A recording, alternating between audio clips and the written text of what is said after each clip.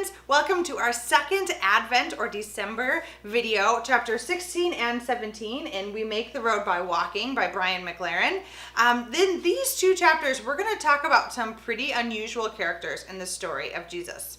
Go ahead and read Matthew chapter 1, verse 18 through Matthew 2, verse 15, and also Luke 2, verses 8 through 20. If you come to church around Christmas and Epiphany, you've probably heard these stories before. There are a lot of really surprising things that happen in this story, though. Things that don't always get showcased in our beautiful nativity scenes. One of them is King Herod. King Herod is a king in the Roman Empire. He's really important, he's really powerful, and he's also scary as all get out. He murders his own wife and children because he's afraid that they're trying to take over his power. He has an identity crisis, he's cruel, he's ruthless, he's horrible. In fact, one would think he really shouldn't focus. He shouldn't be a primary focus in the Bible story because he's not Christian.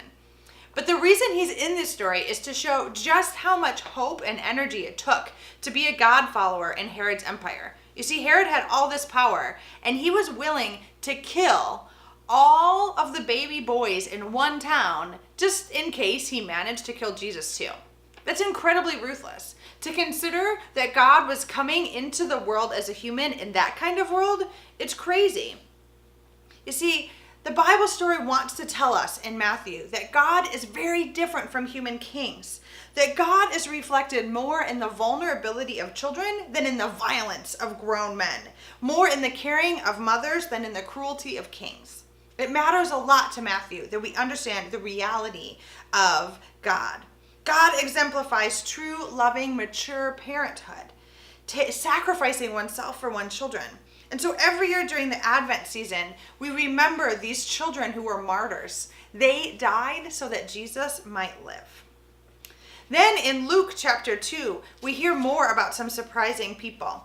You see, Jesus was raised by Mary and Joseph, who had a history of some pretty interesting characters. In other words, there were ancestors in Jesus' story. Here's the really interesting thing. In Matthew's point, in Matthew and Luke, we hear about the genealogy of Jesus. Women are included on that list. Back then, women would have never been listed. And not just, average, normal church women making casseroles. These women have some crazy stories. Tamar was once posed as a prostitute. Rahab, who was a converted prostitute. Ruth, who is a Gentile and a refugee.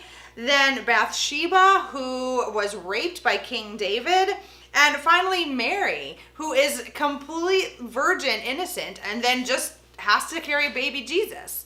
All of the women in this story are pretty surprising. But it's important to hear that God comes to everyone. God welcomes everyone into God's story. God is here no matter how far you seem to be from the standard church people you hear about all the time.